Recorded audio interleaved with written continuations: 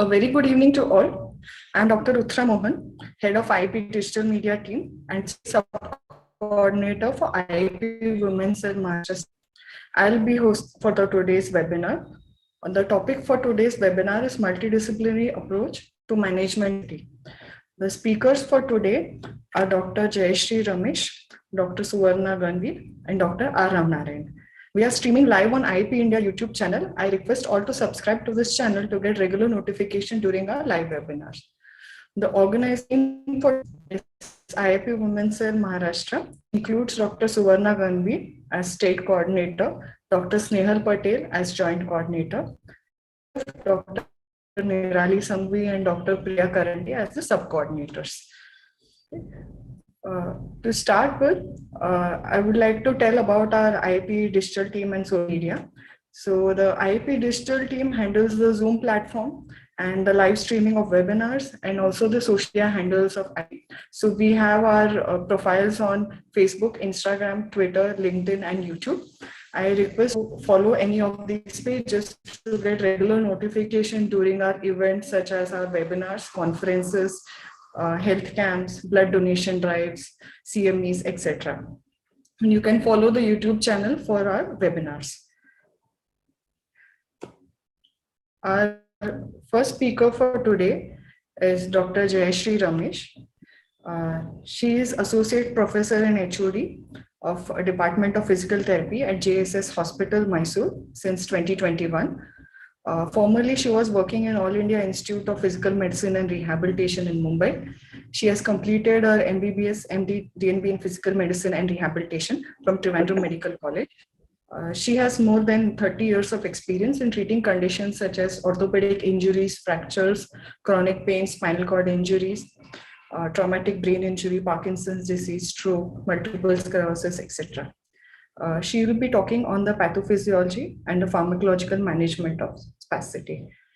Now I request Dr. Jayashree to please start with her presentation.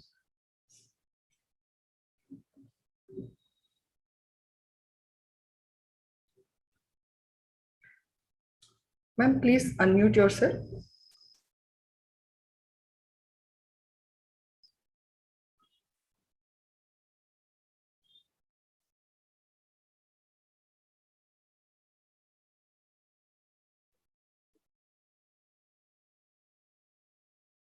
Thank you, Dr. Utra, for introducing me, and especially special thanks to IAP for giving me this opportunity to speak in this forum.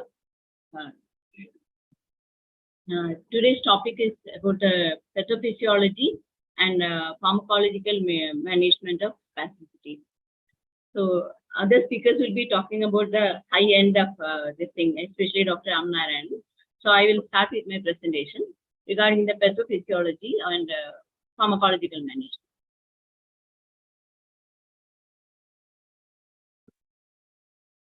You can see this screen, no? Yes, we can see.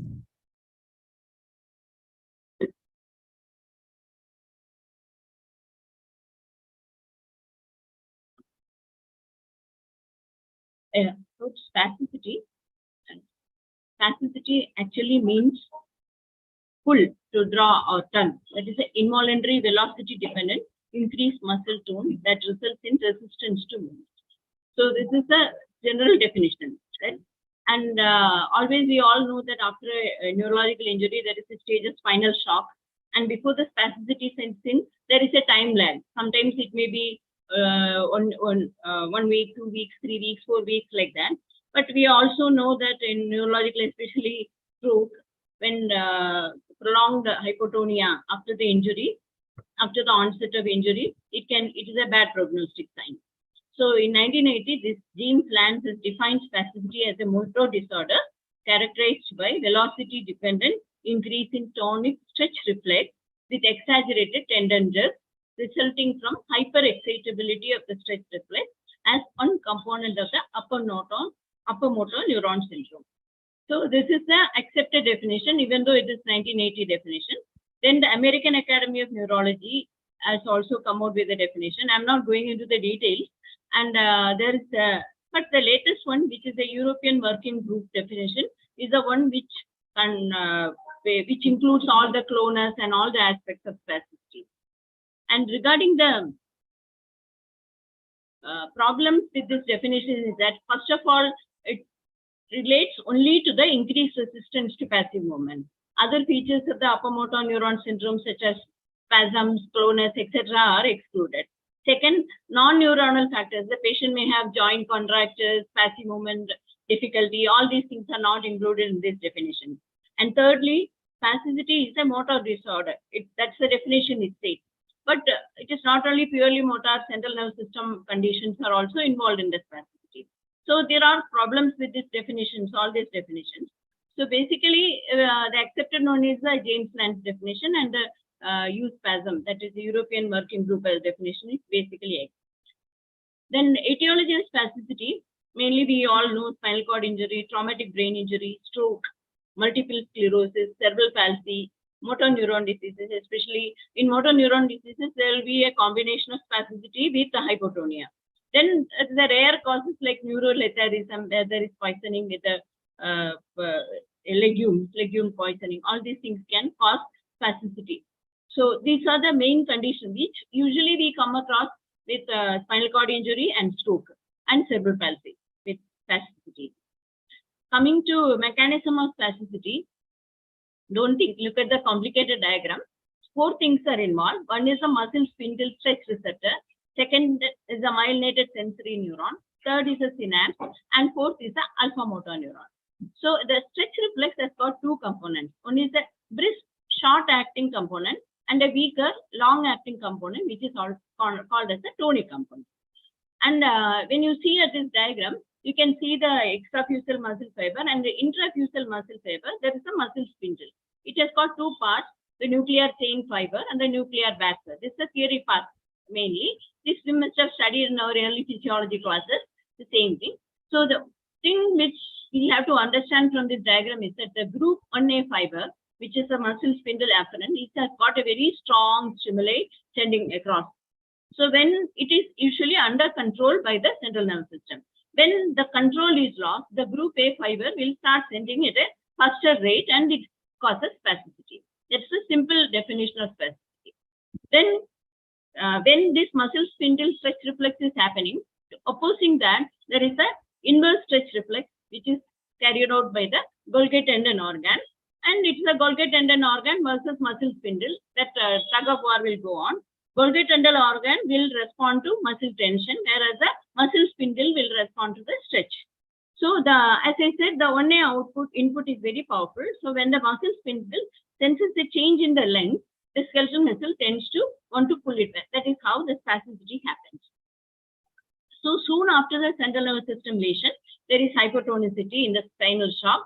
Then there is intrinsic hyperexcitability of the alpha motor neuron within the spinal cord, secondary to damage to the descending pathways, where the corticospinal, vestibulospinal, as well as reticulospinal pathways are involved.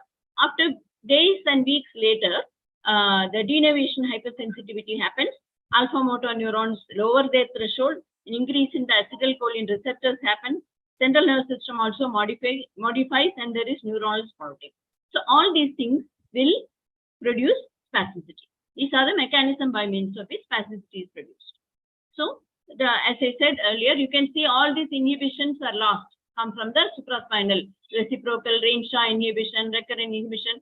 So, we will not go into too much of theory. When inhibitive action by the upper motor neuron is lost, you get spasticity. That is, alpha motor neurons decreases their threshold of firing, and the tightness happens. That is the main pathophysiology of spasticity. Then coming to characteristic of spasticity, there is a hyperactive stretch reflex, increased resistance to passive movement, that special posturing of extremities, and we know typical synergies are there. In the flexor arm synergy, in the leg extensor synergy is there, the typical positioning patterns are. And with regard to spasticity, there are certain human features are there. And some of the features which have put in the above, that is spastic dystonia, flexor spasm, exaggerated cutaneous reflexes, autonomic dysreflexia, all these things are called positive features. Nothing positive about it, but they are called positive features. And the weakness, loss of dexterity, fatigability, all these are called as negative features. So these are the main characteristics of spasticity. So you can see the different posturing, that is internally rotated shoulder, flexed wrist, clenched fist, thumb in palm deformity, pronated forearm, flexed elbow. All these are spastic positionings in the upper extremity. And in the lower extremity, you get equinovarus, toe, extension of the toe, stiffness of the knee, flexion of the knee, adductor contracture and crossing, which can interfere with the personal hygiene, all this. So these are the deformities in the lower extremity. So when you decide to treat spasticity, suppose a patient comes to you, want to treat spasticity is there, hypertonia is there, exaggerated tendon reflexes are there. So we have to weigh between the advantages and disadvantages of spasticity. So actually, both are, sometimes spasticity may be advantageous. Where? Because when it substitutes for strength, it can improve the circulation. Recently, we had one patient, he was in spinal shock actually. He was admitted to a department for rehabilitation 2 weeks after this spasticity had not returned, and he died of acute pulmonary embolism. But if he had developed spasticity earlier, we could prevent this deep vein thrombosis, edema. It increases the venous return. It reduces the risk of osteoporosis because muscles are always pulling on the bones by contracting.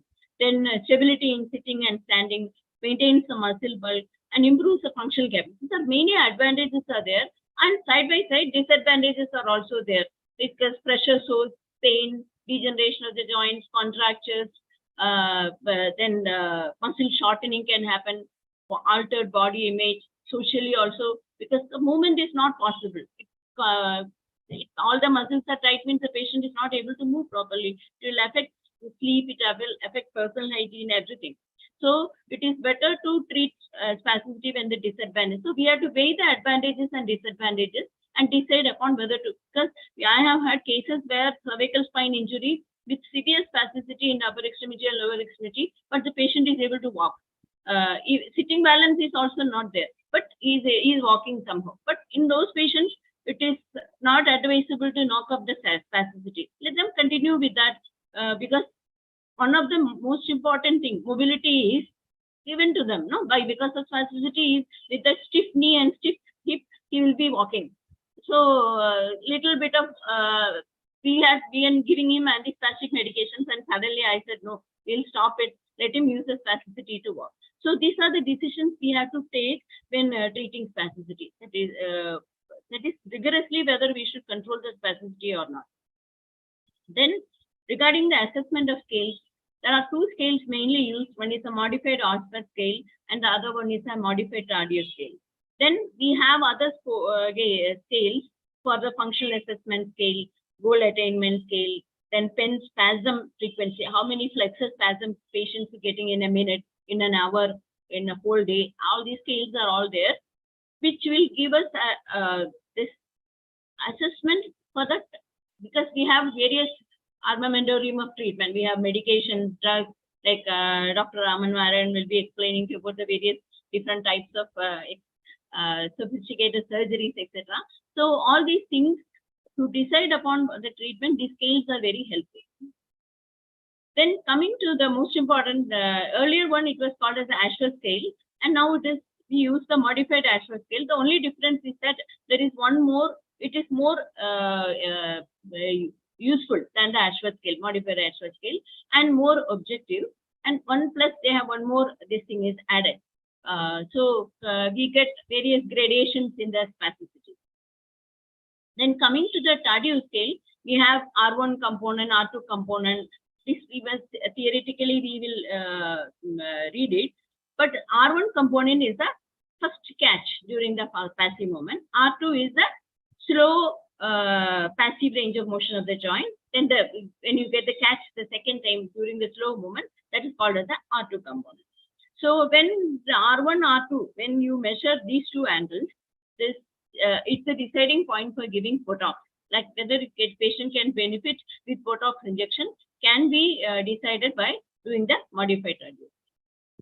Then coming to the pharmacological management, first of all, it is before going to the pharmacological arrangement, first thing is prevention and reduction of the noxious stimuli. then only we can treat spasticity. Because even by preventing this, sometimes the spasticity gets reduced to a great extent. Then comes physiotherapy, occupational therapy, and various physical modalities, and casting, that is serial casting, serial plaster applications.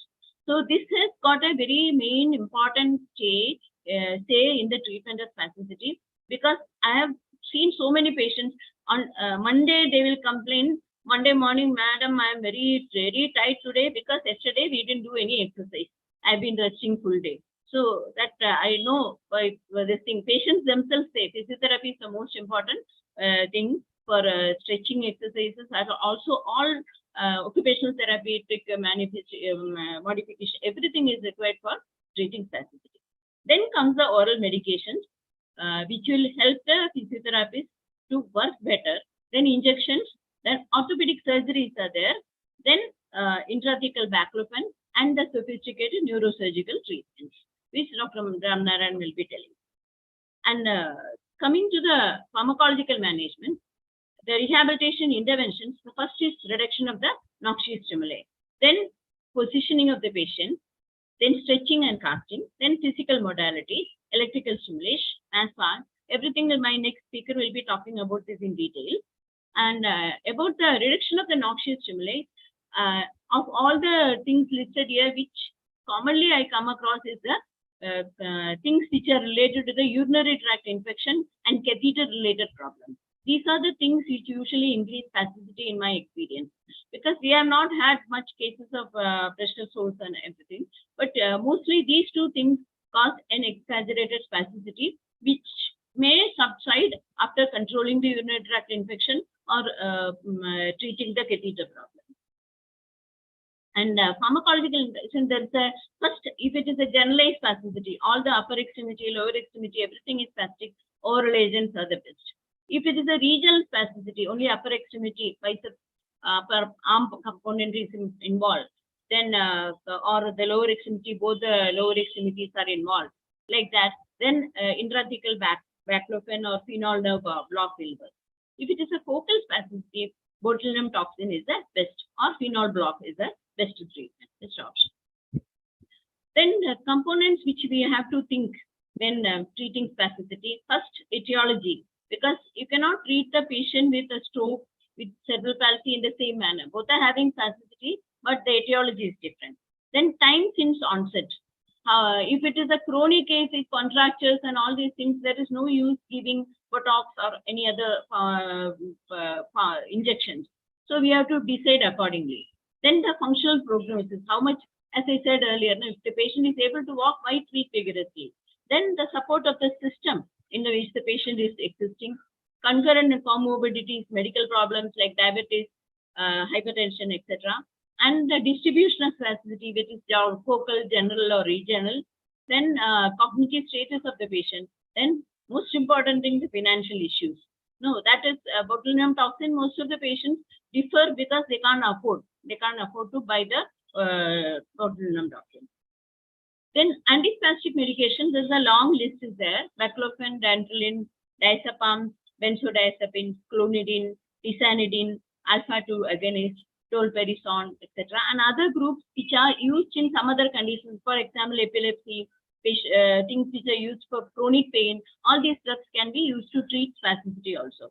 But the limitation is they are non-selective, and all these medications have some side effects will be there.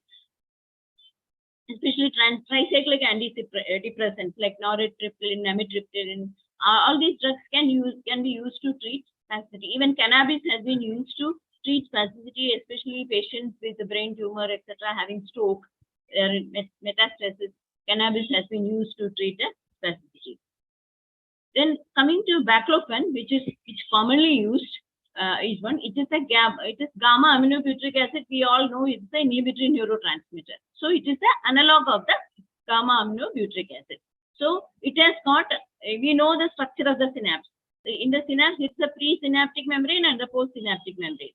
So the baclofen has got action on the presynaptic inhibition of calcium release and postsynaptic inhibition of potassium. So both the sites it is acting. Only thing with baclofen is we cannot abruptly stop the baclofen if the patient is taking a high dose like 40 milligram, 50 milligram, etc. Because it can create confusion, seizures, hallucination, rebound spasticity, and fever. And all these things can occur with sudden stoppage of. So always I prefer to taper it like a steroid, no? Make it from 40 to 30, 10, 20 like that, and then stop if I want to, if at all I want to stop the baclofen. Another drug is the dantrolene sodium, which is used for treating fever produced by the baclofen. And it is also acting as inhibits the calcium release at the muscle level and reduces the calcium flux across the sarcoplasmic reticulum of the skeletal muscle. So it is the preferred drug in traumatic brain injuries, cerebrovascular accidents, and cerebral palsy. But I have not had much experience with dantrolene sodium, and because it is very hepatotoxic. Other one is diazepam. Diazepam is also hepatotoxic, benzodiazepines. It causes CNS depression, and it causes potentiation of the gamma aminobutyric acid. It is also used in spinal cord, and that's patients who cannot afford baclofen, diazepam in very small doses is preferable. Then this clonidine we all know is a drug which is used for hypertension, and it has got a alpha-2 receptor agonist function. So it can be used in spinal cord injury spasticity. But only the side effect, important thing is orthostatic hypotension, because it causes a lot of changes in the alpha receptor, causes hypertension, or all these things. So the orthostatic hypotension, syncope, drowsiness, all these are complications with choline. But because mainly I have been using baclofen only for spastic patients. Then tizanidine. Tizanidine is a approved drug for spinal cord injury, multiple sclerosis, as well as for cerebrovascular accidents.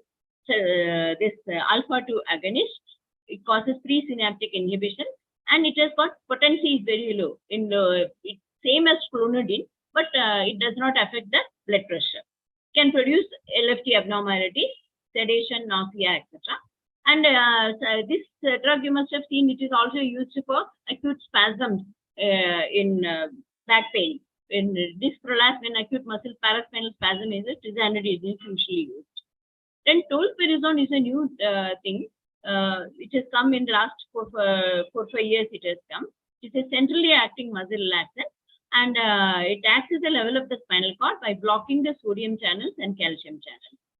And 3 times a daily dosage, and 75 to 1,500 milligram per day it can be given.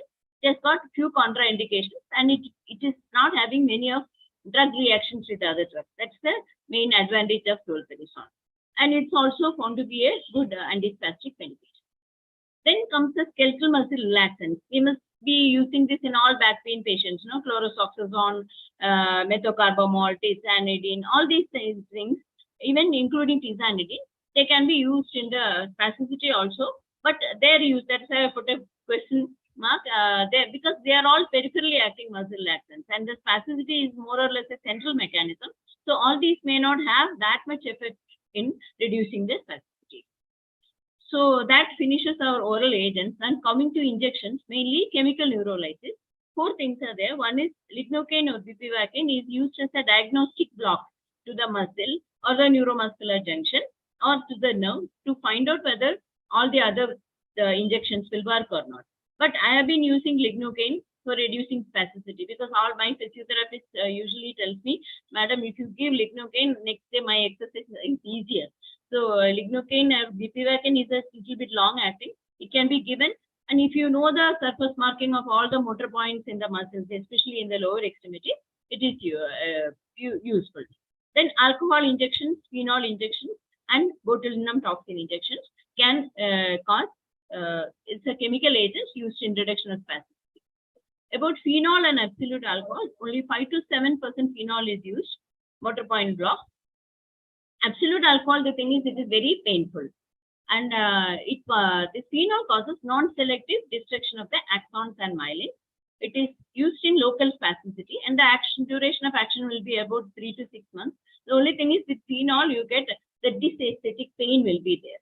And usually, you have to identify the motor point with a needle with an electrode attached to it in a special box that helps to, that's the nerve finder is there. You can find the nerve and give the injection. Then botulinum toxin, we all know botulinum toxin has been used for aesthetic medicine.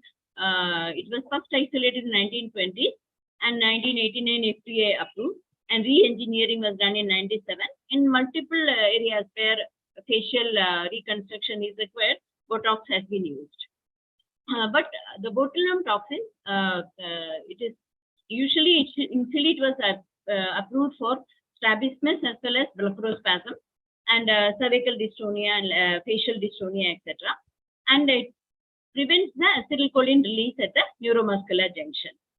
So onset of action is 2 to 4 hours, and the duration of action is 3 to 6 months. But repeated injections can cause immunoresistance. This is the mechanism of action. You can see that it prevents the release of acetylcholine at the presynaptic action at the nerve terminals and prevents the release of acetylcholine. So stretching and bracing is other modalities of treatment. Different types of orthotic equipments can also be used for reducing spasticity. That I think my next speaker will be talking in detail about this. Then one thing about this casting I would like to mention, because I have had experience with this inhibitory casting. I think I must have done around 100 to 150 cases, especially children with cerebral palsy, where there is they're walking on toes. Like a severe spasticity of the gastrocnemius is there. When you put the inhibitory casting, it definitely reduces the spasticity. Then orthopedic surgical management. Orthopedic surgical management who are refractory to all the conservative measures and where the contracture has already set in, it is better to undergo surgical management. So usually we call it birthday surgery. The children with cerebral palsy children undergoing one surgery. So sometimes some hospitals, what they do is they do all the surgeries together at the same time. Or sometimes every birthday they will be undergoing one surgery and 3 months test like that. No, it is a decision of the orthopedic surgeon to decide on how the surgery has to be done. So these are the common surgeries used in the upper limb as well as in the lower limb. Especially I have done this thing in this TA lengthening, hamstring tendon release, adductor tenotomy, as well as iliopsoas release. So this has been found to be very useful in making the child walk. The child who has been confined to the wheelchair, he is able to walk. Then all the contracture release surgeries, tendon transfers, tenotomy, bony surgeries, osteotomies, everything can be done to correct the deformity once the deformity is set in due to the spasticity. So thank you very much for listening to me. This is about, in short, because it is a vast topic, I have tried to summarize it within 20 minutes. Thank you very much.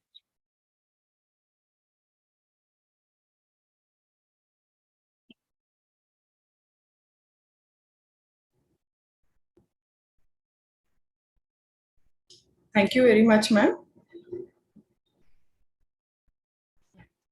So there is one question posted that why flexor synergy is more common in upper limb and extensor synergy is more common in lower limb. It's a developmental reason, no? That because upper limb is actually in upper limb flexor synergy is more common because the adduction, etc. The upper limb part of development, there is rotation is happening. No? Developmentally rotation is happening. So upper limb is the flexor synergy is more common, and the lower limb the extensor synergy is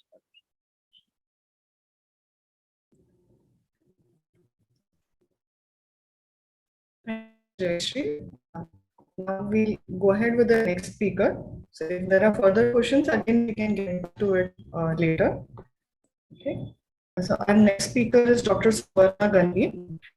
She is professor and HOD of Neurophysiotherapy at Vittal Rao VK Patil College of Physiotherapy, Ahmednagar.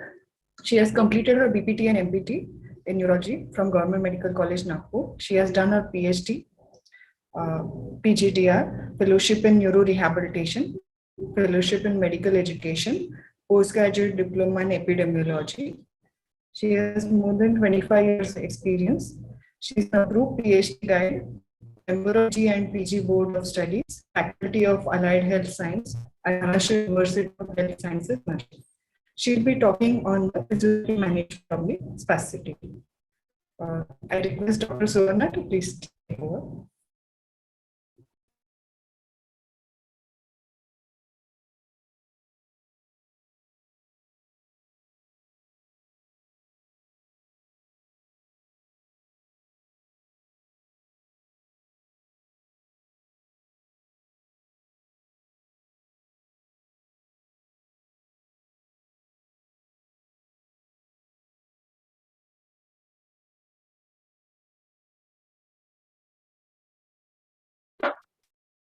Very good evening to all. I hope I'm audible.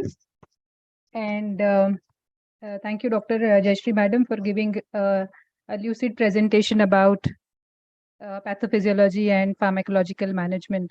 And I will be talking more about the physiotherapy management of spasticity. What measures as a physiotherapist we can take it. So a few of the points are already been covered by Jayashree Madam, so I would skip few of the points in case if they come in my presentation. So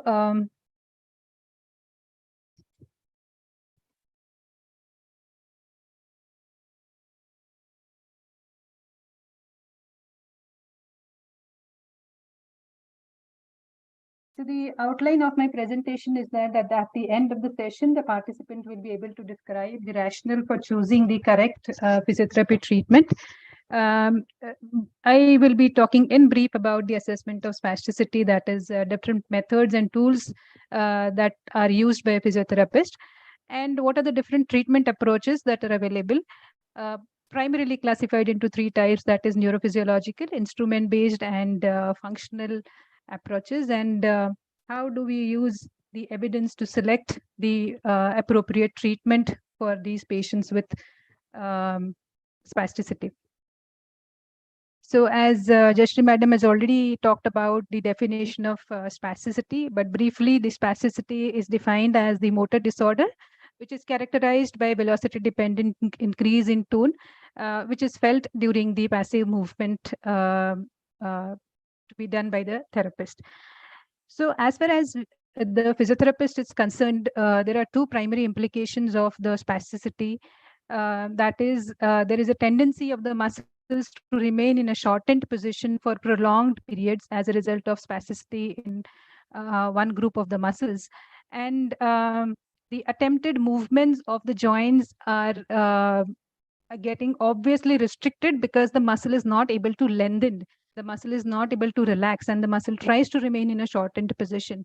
And because of these two factors, there is a lot of restricted range of motion, and hence there is a lot of functional impairment which occurs in patients with spasticity, right from the acute stage when the spasticity is just starting to develop or starting to setting in, till probably if not treated, it becomes more chronic, and the functional movements are more affected. So as far as the rationale for choosing specific method of management of spasticity is concerned, it depends on four important factors. That is the stage of the disease, the severity of spasticity, location of spasticity, and its effect on the functional activities. The first and foremost is the stage of the disease, and this is a very nice picture that is given in the book of Apomotor neuron syndrome and spasticity. It was published in 2001, but this is the one which can be related to the stages of the disease and the effect of the spasticity on the choice of the treatment. So if you can see in the first picture, the stage 1,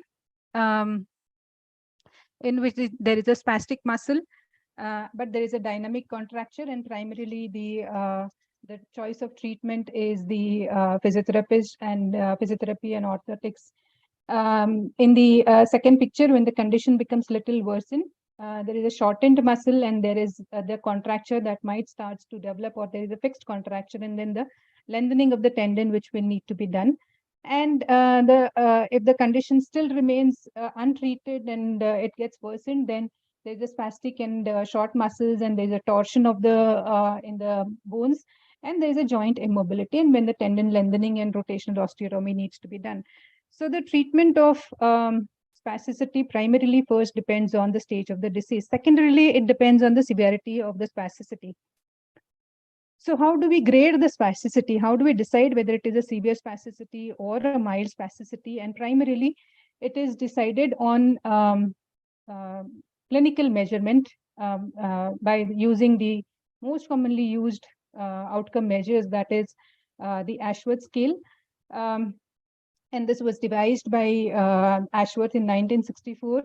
And when he said that there is increased resistance, which is reported as hypertonia, and he developed this particular scale, which primarily at the beginning had these four components, 0, 1, 2, 3, 4, and it was later modified, and it was called as modified Ashworth scale, and 1 plus was added into the grading of the spasticity.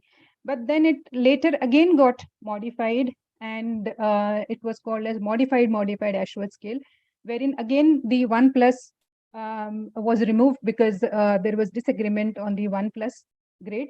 So that was removed, and in 2008, this modified Ashworth scale was devised. But clinically, we still use the modified Ashworth scale with still 1 plus grade as one of the important grade of component of modified Ashworth scale. Second is modified Tardio scale, as Madam has already mentioned about R1 and R2. What is important for we as physiotherapists is concerned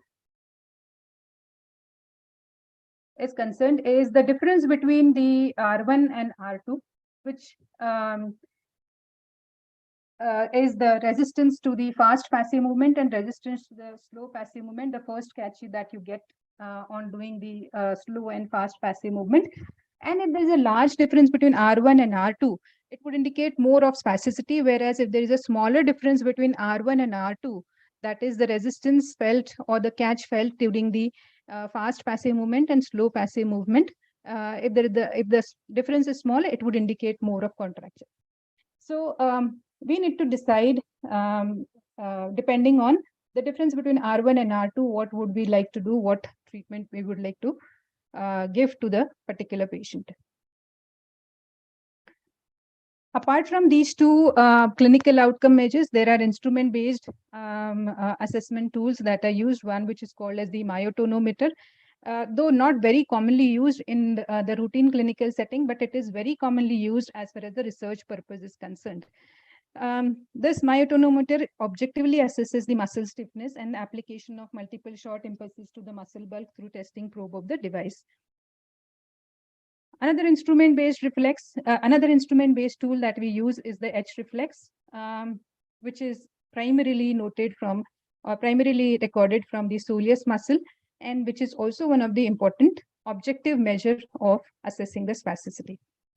The another important component on which the selection of the treatment depends is the effect of the spasticity on the functional outcomes. So this is one of the very nice articles published in 2020, which has looked at the association between the different patterns of spastic upper extremity and functional independence after a traumatic brain injury and stroke. And they have classified 4 different patterns of classifications, and they tried to correlate these patterns of classification, 4 different patterns, with the functional independence measure and the Barthel index. And they noted, or their results indicated, that the pattern 1 of the Hefter's upper limb taxonomy is associated with lesser functional independence, and hence it is more detrimental for the patients. So the effect of the spasticity on the functional patterns, on the functional movements, needs to be checked, which usually gets neglected in the routine clinical work. There are methods of reducing spasticity. As I mentioned already, there are 3 different ways, that is neurophysiological, instrument-based, and functional measures. So this is a very typical picture which everybody, I think, is familiar with, is the picture from our own book of adult hemiplegia, that is by Bogath. And stretching is one of the primary way by which we try and reduce the spasticity. So stretching can be a static stretching or can be a dynamic stretching. Whether we give static stretching or whether we give dynamic stretching, adequate long-term stretching program is needed to reduce the spasticity and achieve the proposed objectives. Usually in the clinical setting, we go in for static stretching, but these are few of the examples which I would like to share where the dynamic stretching was tried as a part of the treatment technique. And this is one of the treatment device or a stretching device that was used in which the dynamic stretching was given. You can see here the brace is applied and the instrument is used here. And this gave the bouts of relaxation and bouts of stretching to the patients. So dynamic stretching was given for the chronic hemiparetic patients, and it was found to be effective as compared to the conventional treatment. Another important parameter in the stretching is the high intensity or and moderate duration, and low intensity and long duration.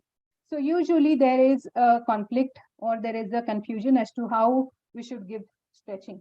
So this is another study which was done in 2015, comparing the high intensity moderate duration and low intensity long duration stretching to reduce on the passive torque.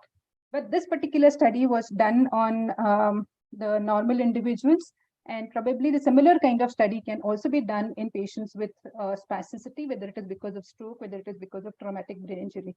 So whether static or dynamic is more helpful.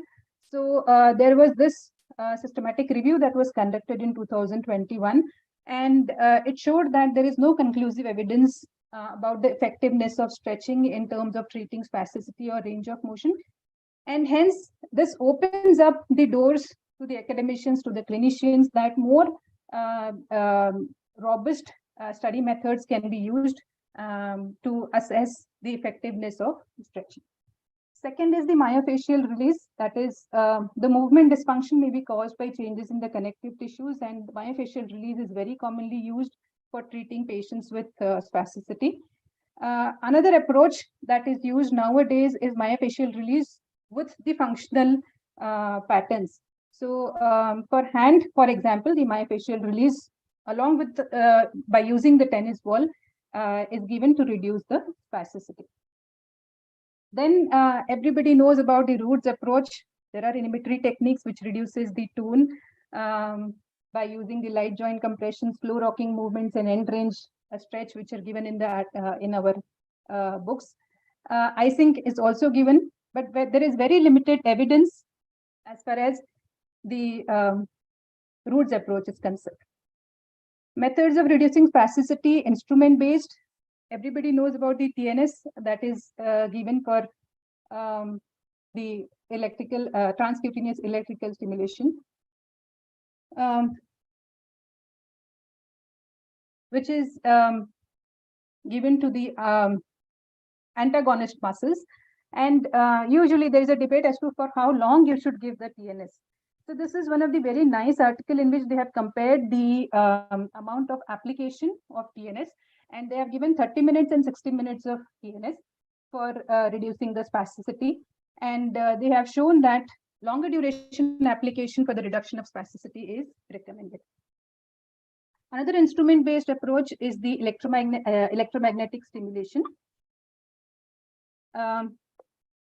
in which there was stimulation which was given to the flexors and later to the extensors, and it was found that the high intensity electromagnetic stimulation can improve the functionality of the post-stroke patients.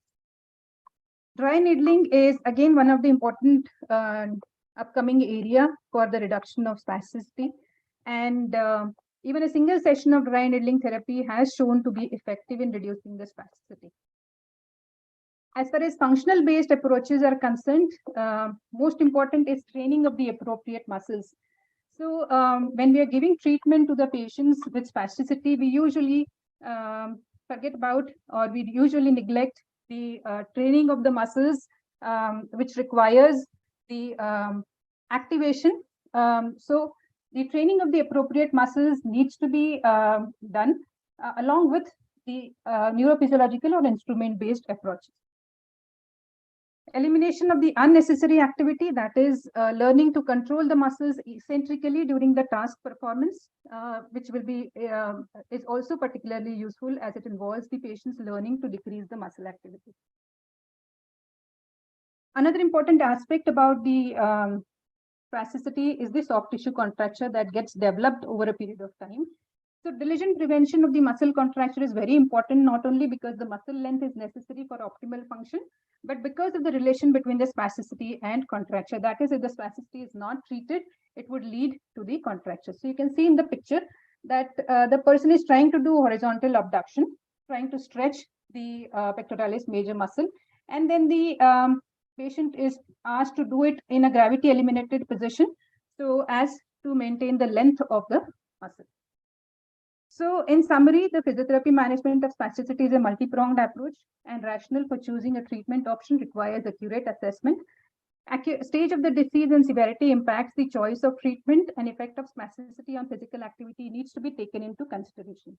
So way forward is, there are two important things that we as a physiotherapist need to do is, one is the comprehensive systematic review, which will derive a logarithm as to how this spasticity can be treated, because that systematic review is not available, or the literature is not available, evidence is not available. And well-designed RCTs, especially the routine treatment techniques, that is the roots approach and stretching, needs to be conducted so that we are able to create the evidence for the treatment. Thank you so much. Though it was a little in a shorter period of time, I tried to complete the session, but I have given my mail ID. If there are any questions, I would be more than happy to answer those questions. Thank you so much, Dr. Uttara, for giving me the opportunity.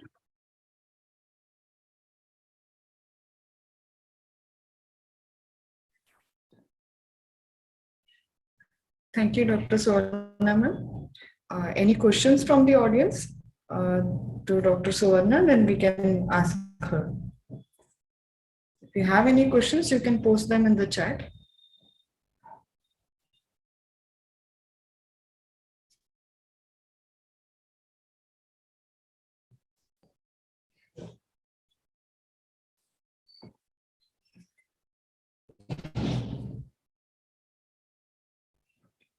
So our next speaker is Dr. R. Ramnarayan. He is consultant functional neurosurgeon in many hospitals in Chennai, Bangalore, New Delhi, Doha, Muscat, Kuwait, UAE, Maldives. He has done free surgery for intractable epilepsy in many parts of Tamil Nadu and works with Rotary Club Ambattur to treat children with cerebral palsy. His website lakshmineuroclinic.com provides free opinion for neurological conditions. He has completed MBBS from Trivandrum Medical College and MCH in neurosurgery from NIMHANS, Bangalore. He treats conditions such as Parkinson's disease, uncontrolled epilepsy, Tourette syndrome, severe spasticity, neuropathic pain, broad dysfunction, etc. He has received numerous awards, to name a few: Vocational Excellence Award by Rotary Club Chennai, Gold Plaque by National Neurosciences Center, Muscat, Oman, Achievers Award by National Integrity Cultural Academy, Chennai, Best Doctor Award by Dr. MGR University, Tamil Nadu. He'll be talking on neurosurgery for spasticity and neurogenic pattern. Now I request Dr. Ramnarayan to please start. Thank you, Uttara. Am I audible? It's clear. Hello? Yes. Yeah. Yes, you're right. Yeah, can I start having the slides, please?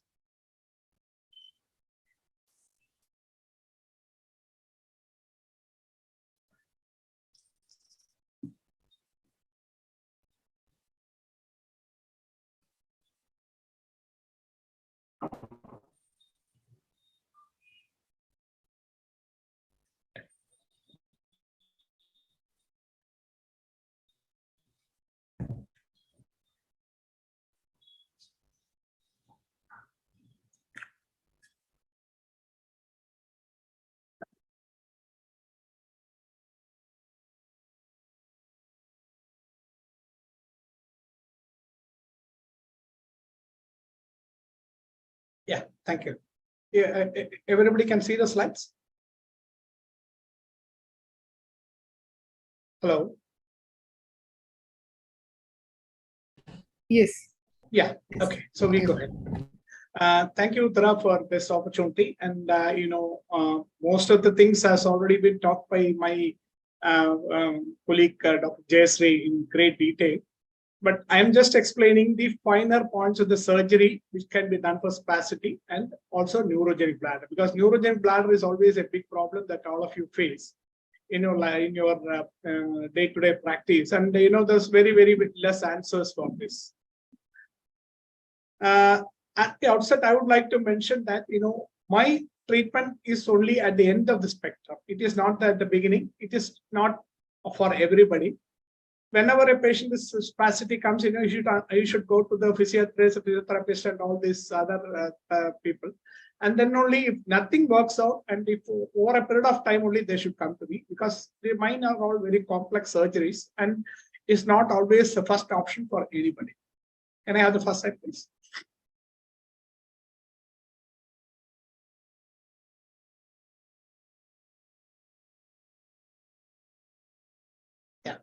Before, as Uttara was mentioning, I'm basically a neurosurgeon, but I've been practicing what's called restorative neurosurgery, that is, or functional neurosurgery, where I do surgeries which will improve the quality of life, and for specific functional neurological problems. That is, problems where the brain functions are affected and not only the brain structure. This includes chronic pain, spasticity, movement disorders, psychiatric conditions, and etc. All this, many other things. Next slide, please.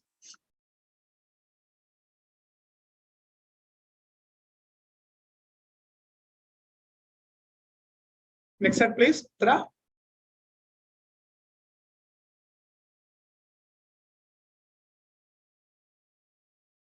Next slide.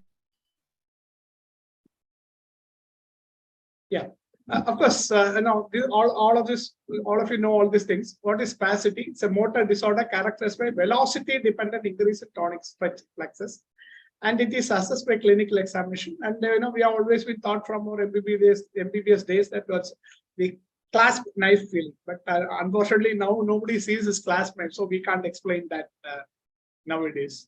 Next slide, please.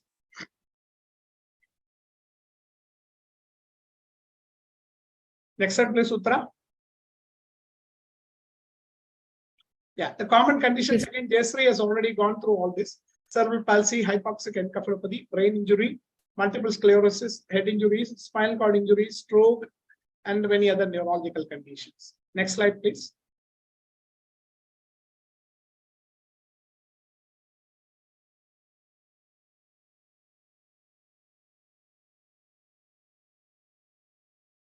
Modified Asher scale. Of course, both my previous speakers have gone through this in great detail. So I'm just skipping the slide. Next slide, please.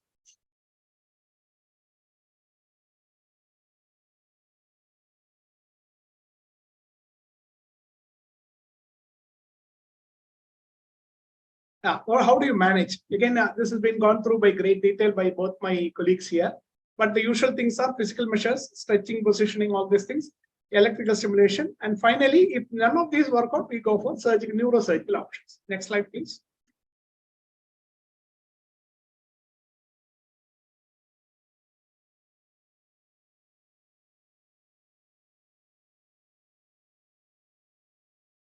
Next slide, please. Yeah, again, medical treatments, oral drugs in focal treatment like Botox, orthopedic treatment, and intrathecal back treatment. This is what I'll be talking to you more extensively. And previously, people used to do no. Please go back. Please go back. Previously, people used to talk about. Please go back.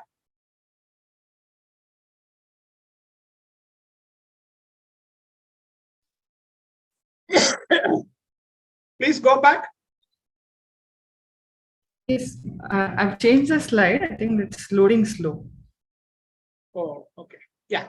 So previously, another surgery which was being done was rhizotomy. Rhizotomy is, sectioning of the sensory nerves which go to the thing.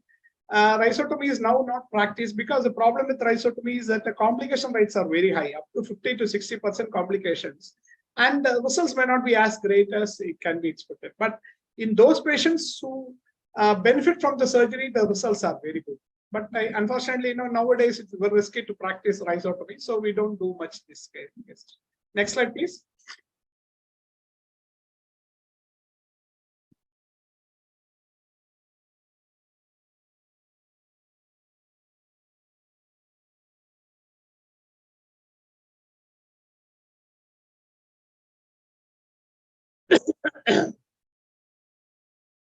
I don't know, there's a lag between the slides. Sorry about that. Yeah, now I come to the main topic what I wanted to talk, that is intrathecal baclofen therapy. Of course, baclofen is a very wonderful drug, and there are oral preparations are available. But the two main complications or the main problems with baclofen is that one is absorption is very erratic. That is, if you give 1 gram daily, it is possible that today 75 milligram will get absorbed, tomorrow 800 milligram will get absorbed. So you do not know how much gets absorbed every day. So the results can be very variable. And second thing is, I'm sure all of you have heard of this blood-brain barrier. Baclofen does not cross the blood-brain barrier. So most of the patients, it does not go to the where it is intended to go, because it does not go into the brain or the spinal cord because of the blood-brain barrier. So the results of baclofen therapy is not very good in a majority of the patients. Moreover, in some patients, there are significant side effects, as Dr. Jayashree was mentioning. A lot of them don't want to continue the medicine because it is it causes a lot of drowsiness and many other problems. So a lot of people stop the drug because of the side effects. In those patients, and because baclofen is basically a very good drug, and the fact that actually even the oral baclofen acts through the GABA system in this spinal cord and the brain, we can put directly the spinal cord into the central nervous system. So that is what we do by doing the surgery of intrathecal baclofen pump. That is, we put the baclofen directly into the CSF. The advantage is that it is very easy to give the good results, and it should reserve for patients who are unresponsive to oral baclofen or those who experience intolerable side effects at effective oral doses. Next slide, please.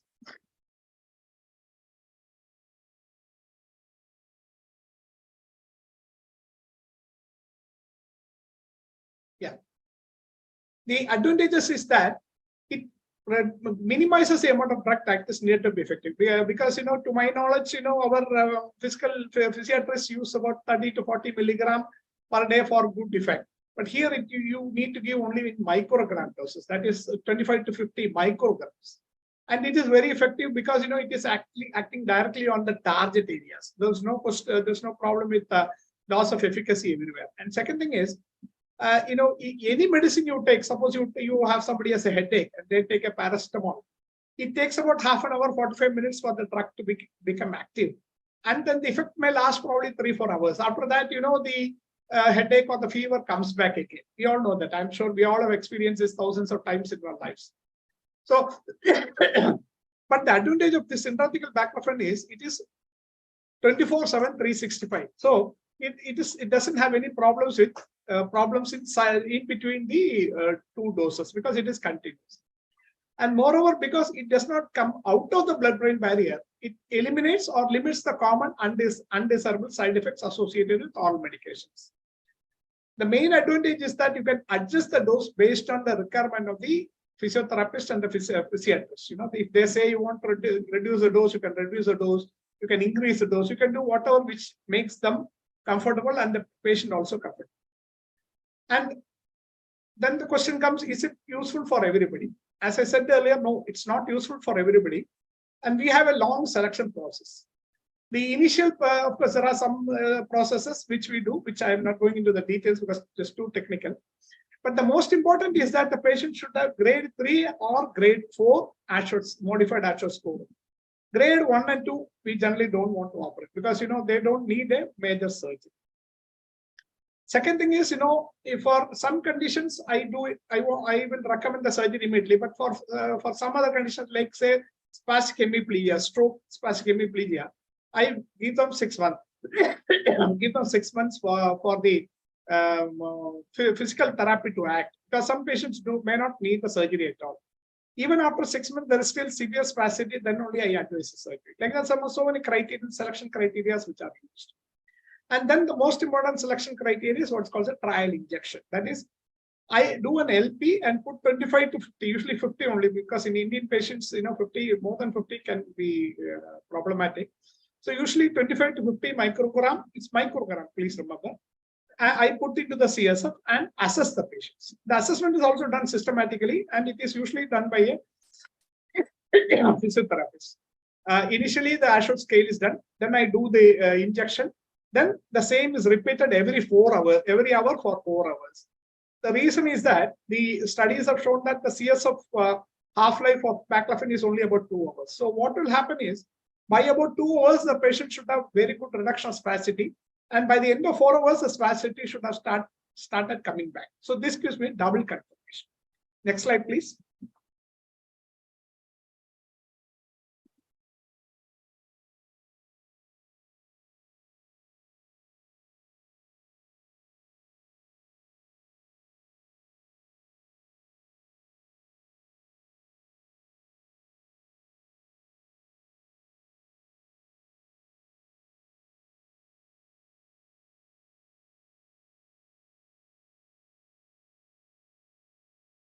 Next slide, please. Yeah, thank you. Contraindications are in patients who are hypersensitive to baclofen. In fact, during the trial, we will check this also, whether the patient is developing any itching or some other unwanted side effects, so we don't go ahead with this surgery. And most important is, we put a pump under the skin of the abdomen. I will talk about the pump later. The patient's skin should be sufficient, strong enough to hold the pump. So what I generally do is, with my experience, what I do is I pin the skin of the abdomen of the patient and see how thick it is. If it is more than 4 centimeters, then only I do the pump. Otherwise, I don't do the pump, because the pump will come out through the skin, because it is heavy. And the implant should not be deeper than 2.5 centimeters, because to adjust the dose, it is done through radio waves. And if it is more than 2.5 centimeters, the radio waves won't penetrate the skin. And then, we generally try to avoid if there is severe scoliosis and kyphoscoliosis and all that. But, sometimes we can do, especially for leg spasticity, we can do it. For upper limb, we generally don't try it. And obviously, active local infection is a big contraindication. The disadvantage is, in one type of system, the pump needs to be replaced every 5 to 7 years.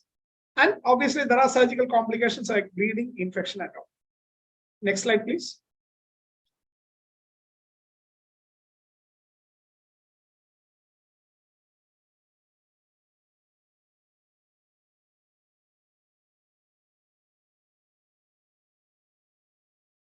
Okay, so what are the other complications, other side effects of it, or other problems with it? It is a little expensive compared to oral medications, and that is why it should not be done for all patients. But in the long run, it's always much more cheaper than the oral drug for some select patients.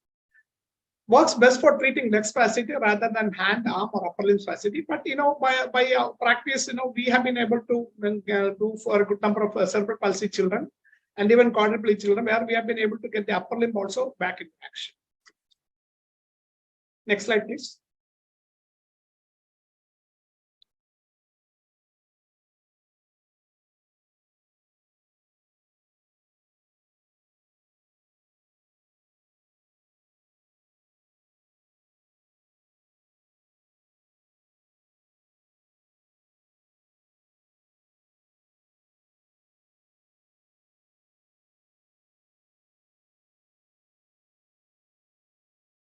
Next slide, please.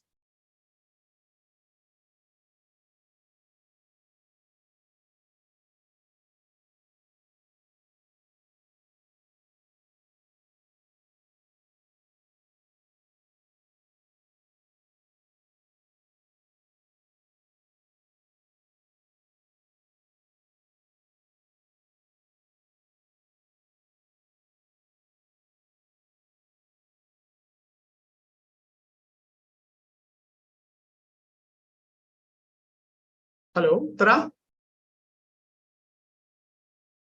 Yes. Change Yeah. slide. Yeah.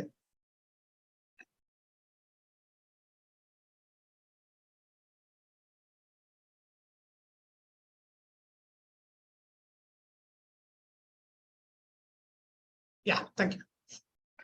Adverse effects include hypotonia, somnolence, headache, convulsions, dizziness, nausea, paresthesia, all that. And then obviously these are all mechanical devices, and so it can definitely fail. The most frequent and serious adverse effect, already Dr. Jasri has mentioned this in great this thing is that baclofen withdrawal. Then the other side effects include catheter breaking, implant site infection. And the other important thing which we have to remember is, patients with the pump should not be sent for MRI or other electromagnetic treatments before the pump is stopped, because it can cause damage to the pump. So when our patients want to go for MRI, we generally call them and put off the battery and then send them for MRI. Next slide, please.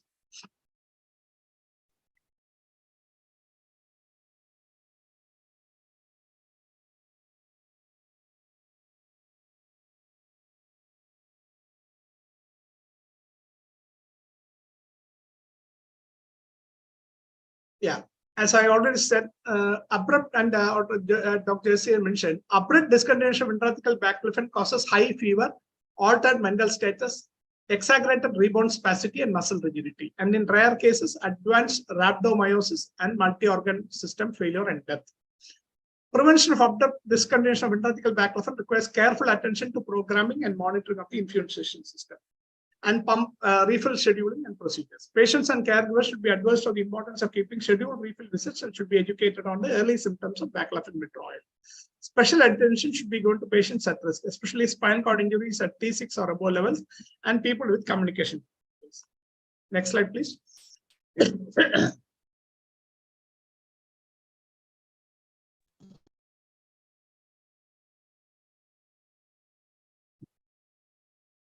Yeah, so now we come to the pump proper. This is a pump. This is the size of our palm, and this is a central portal, as you can see, through which we can refill the pump. The pump is about 40 ml volume. Of course, there's a 20 ml pump for children.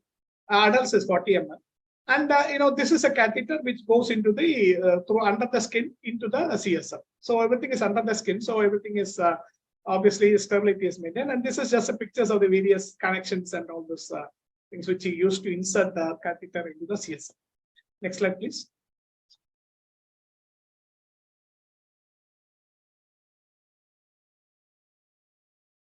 This is a postoperative X-ray. You can see the pump under the skin of the abdomen here, and you can see the catheter in the CSF here. It's into the intrathecal space. Okay, again, you can see it here. Next slide, please.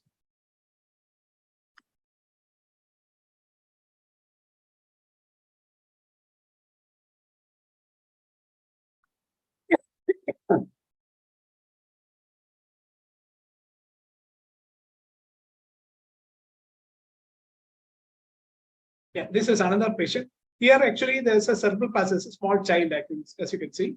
So what we do is we try to negotiate the catheter into the upper thoracic level. Of course, it's a little dangerous, so we do it very slowly because because of the thoracic bulge of the spinal cord.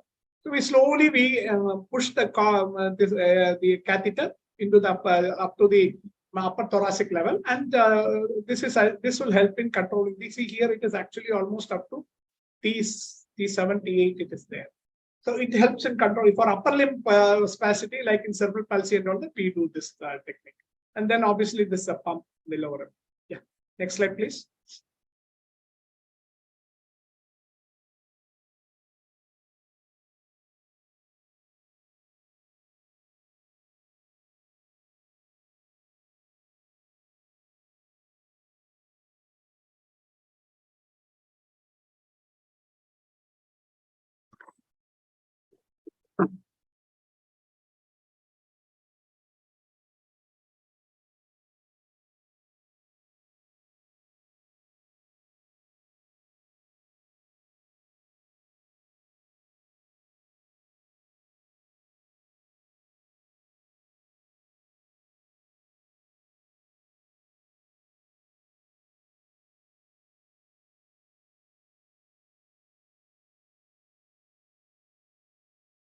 Oh, something happened. Yeah, sorry. And next slide, please.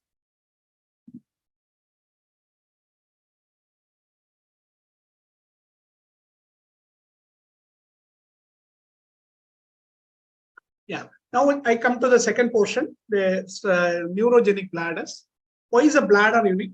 Bladder is the only organ which has got both voluntary and involuntary neural regulation. Because of its ability to initiate voiding or a wide range of bladder volumes, and it allows efficient filling under low pressure and effective voiding with minimal residual volume. There is no tonic automatic regulation such as with the heart or the gastrointestinal tract, and it is turned off all the time and then turns off in a all or none positive feedback loop. So this is a difference between the bladder and other smooth muscle organs in the body. Next slide, please.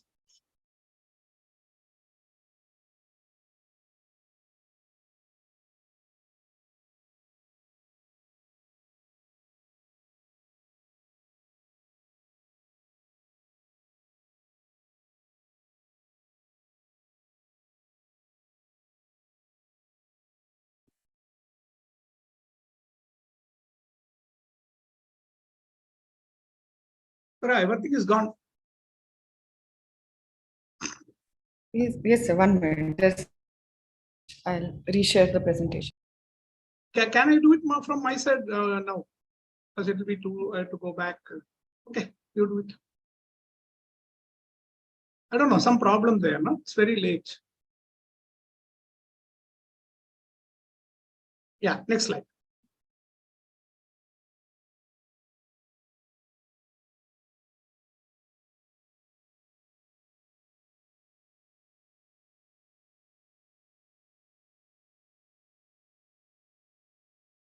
Yeah, this is the nerve supply to the bladder. So nerve supply, you can see the, of course, this is all autonomic and other nerves. And this is the most important, the red ones. This is the voluntary nervous system, which we use for our purpose. Next slide, please.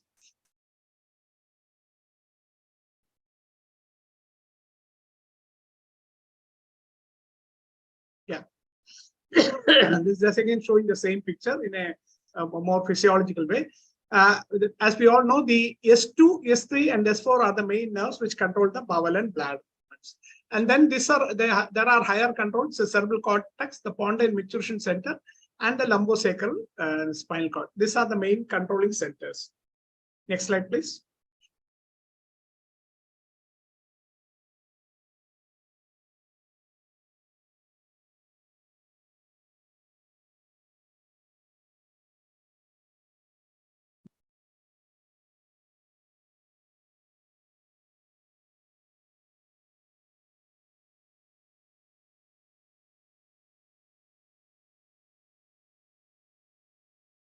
Oh, some major problem.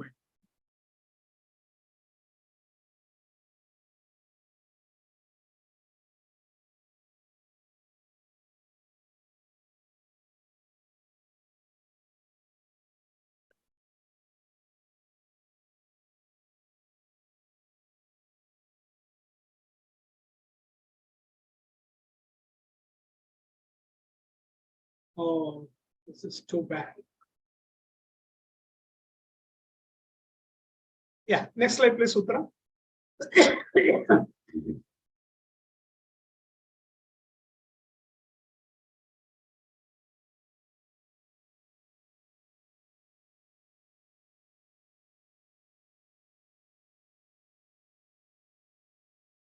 I don't know what is the problem, but it takes off the whole benefit of the talk.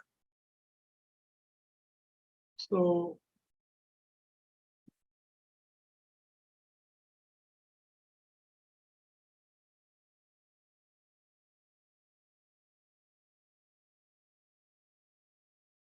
yeah, there's some other notice which is coming, Microsoft PowerPoint notice. Yeah, the detrusor muscle is relaxed. See, what is a normal maturation? There are three reflexes. One is filling, second is capacity, and third is voiding reflex. The detrusor muscle is relaxed so that the bladder wall can stretch and fill to capacity. Inhibitory signals cause the sphincter and pelvic floor muscles to tighten, which is called the guarding reflex. Then sensory receptors in the bladder wall are stimulated, causing a feeling of fullness or discomfort, which is an urge sensation, urge reflex. And then we have the voiding reflex, where under conscious brain control, the external sphincter and the pelvic floor relax, while the detrusor muscle contracts, which is called the voiding reflex. The other sensory systems like the eyes, ears, etc. also play a role. Next slide, please.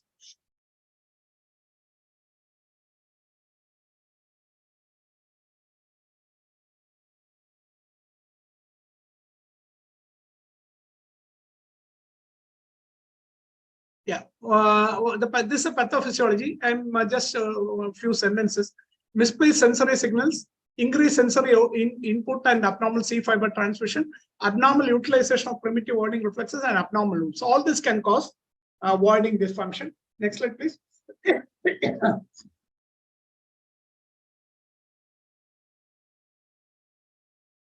What is sacral nerve stimulation? Sacral nerve stimulation is stimulation of the sacral nerves to modulate the reflexes that influence the bladder, sphincter, and the pelvic floor. It utilizes mild electrical pulses to improve or restore normal body function. Next slide, please.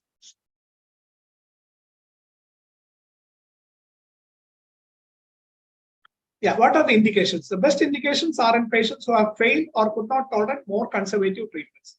As I said earlier, for baclofen pumps, this surgery is also not for everybody. We have to select the correct patients. And the indications include overactive bladder with symptoms of urinary urge incontinence or urgency frequency or a combination of both. Second is non-obstructive urinary retention or incomplete emptying. Chronic fecal incontinence is also another indication, and now the indications have increased. Now we are including other indications like fecal incontinence, constipation. We are doing it for pelvic pain in women, and we are also started doing it for irritable bowel syndrome. Next slide, please.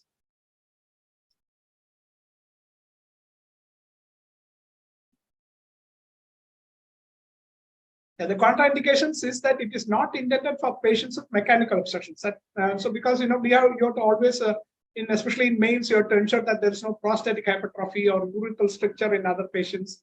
Patients should be carefully selected, and there should be the criteria like appropriate candidate for surgery, that is medically appropriate.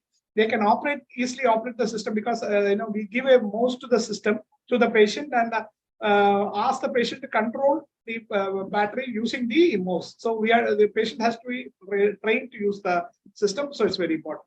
And they receive satisfactory results from the test simulation. This therapy is contraindicated for patients who are exposed to dietherapy. And most important is that it is not indicated for treatment of stress incontinence, which is probably the commonest cause of incontinence, especially in women. Next slide, please.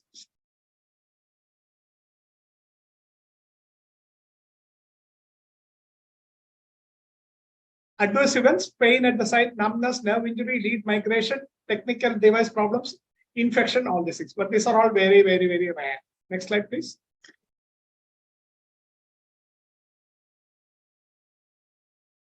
Yeah.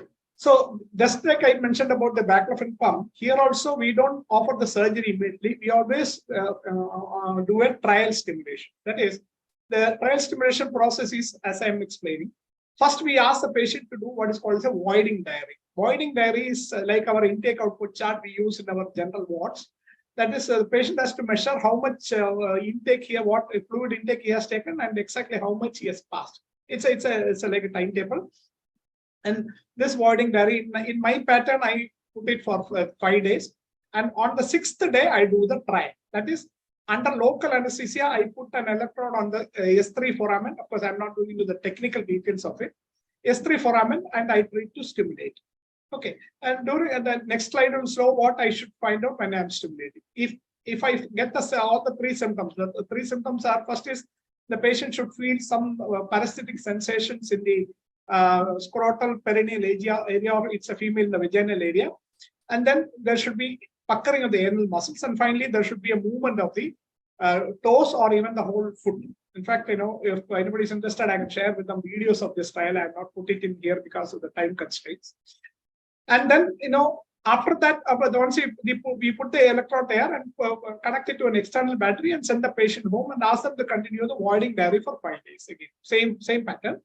And at the end of on the 11th or 12th day, we compare between the voiding diary of the first 5 days and the post-procedure 5 days. And if there is 50% improvement, then we ask for a permanent implantation. Okay, next slide.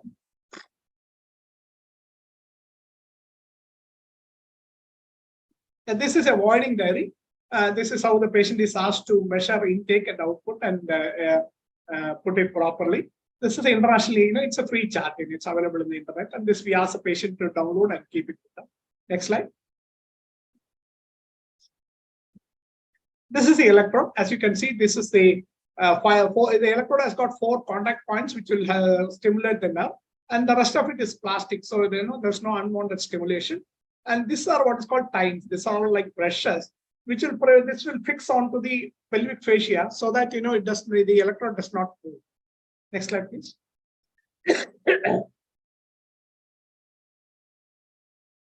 As I said earlier, we do a trial stimulation, and during this trial stimulation, usually we choose S3 because, as I said earlier, we need S2, S3, and S4. S3 being the middle one, we choose that. And when we stimulate, we should get all this. That is, there should be velos of the perineum. The patient should have feeling in the perineum scrotum. There is a plantar flexion and the pulling sensation on the rectum, as I mentioned earlier. But suppose we get other things like contraction of the base of the penis or pulling in rectum only, or then we insert the electrode at a higher level or lower level, depending on which is a single. So by trial and error, we put it into the S3 foramen and parallel to the S3 nerve. Next slide, please.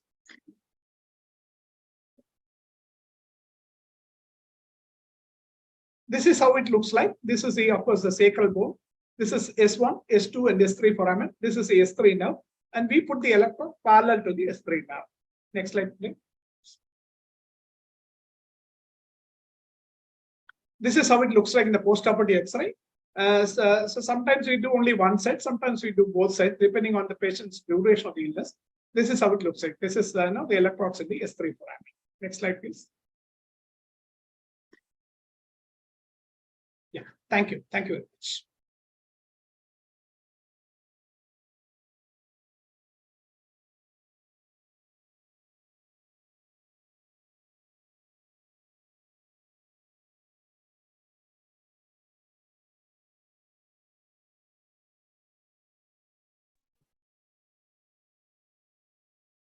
Thank you, sir.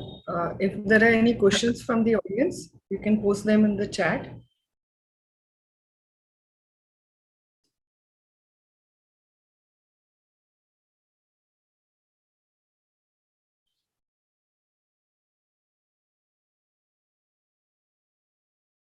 If there are no questions, that means either people understood everything or I did not understand anything. So I don't know what is the truth.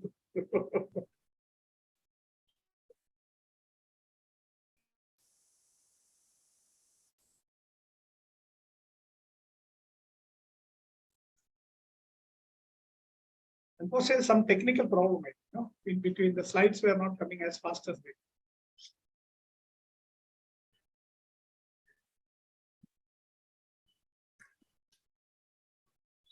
Bit of network fluctuation was there. That's why the slide was loading. Yes, some technical. Sometimes, I was also afraid here also it is raining. So I thought here in Chennai also it could be a problem. But luckily, there was power failure 2-3 times in the afternoon.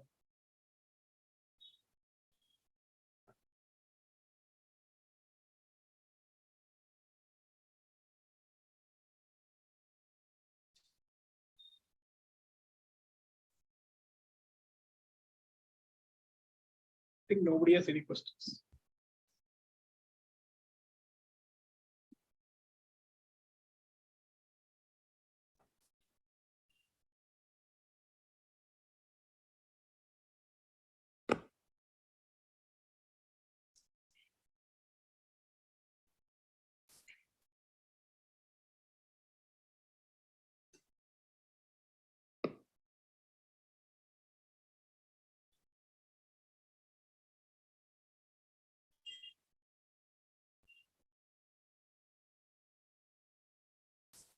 Dr. Suvarna has already shared some of the links and references in the chat.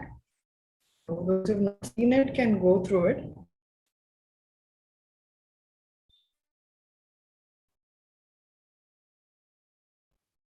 Somebody has asked a question. Take-home message you can share related to the topic. Each of the speakers can share some opinions. Somebody has asked a question. Do you recommend bladder exercise after bladder surgery? No, there's no need. I use the battery to adjust the bladder function. I can control the bladder function using the battery.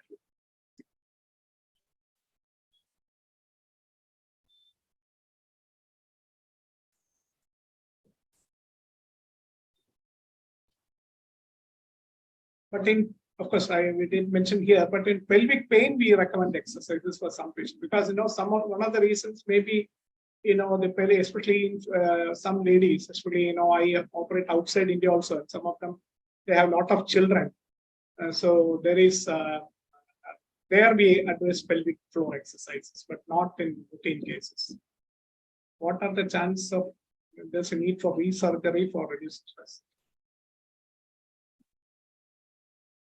Okay, I'll answer that question. There's no need of resurgery because we already know that whether the surgery is going to benefit the patient or not, and then only we do the surgery. So there's no need of any resurgery. But yes, in fact, there are one resurgery which I don't know whether that is what you are asking is. There are two types of pumps. One pump is battery operated, one is non-battery operated. That is, it works like our fridge at home by gas operated. So the gas operated system, the advantage is that it is cheaper, and because there is no battery, the effect working can last for up to 10 to 15 years. But the negative side of this thing is that you cannot make fine adjustments. You can be making only coarse adjustments. So for small children and all that, the gas operated system may not be very useful.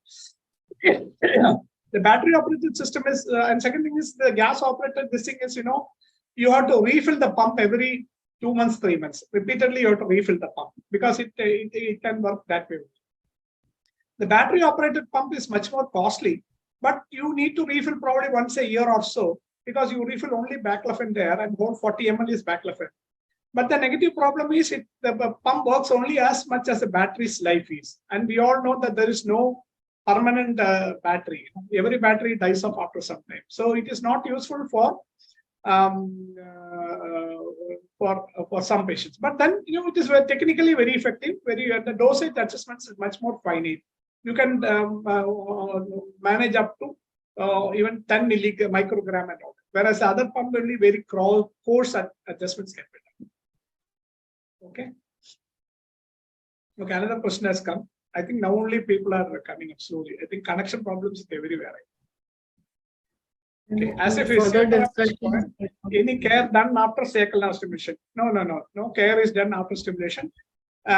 Yes, patients who are, for example, spinal cord injury and all that, they go through their routine physiotherapy and other physiatrist therapy and all those things, but there is no need of any care for the sacral nerve stimulation except adjusting the battery, which is done for the first 3 months.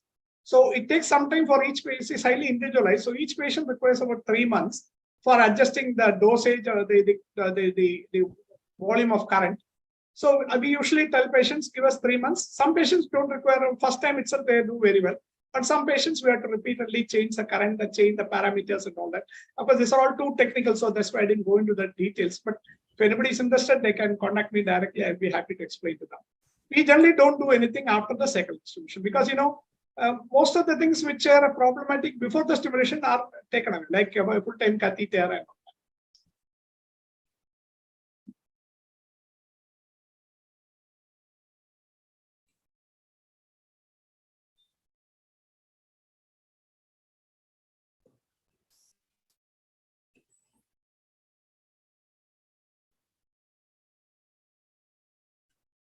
I think after my talk, people are so this thing, they go drink water and come back and then only ask questions. They couldn't digest most of what Jayashree and Suvarna said are so simple. I think you agree, no, Jayashree? I think people are going drinking water and just a little bit complicated. Yeah, that's what. And Jayashree, something for our MCH examinations. There are two things which is different for neurosurgery from other surgical specialties. One is we have to operate and show the examiners. The only specialty where, of course, now I think it's stopped, but when we were in immense, it was very must. We had to do surgery as part of the examination.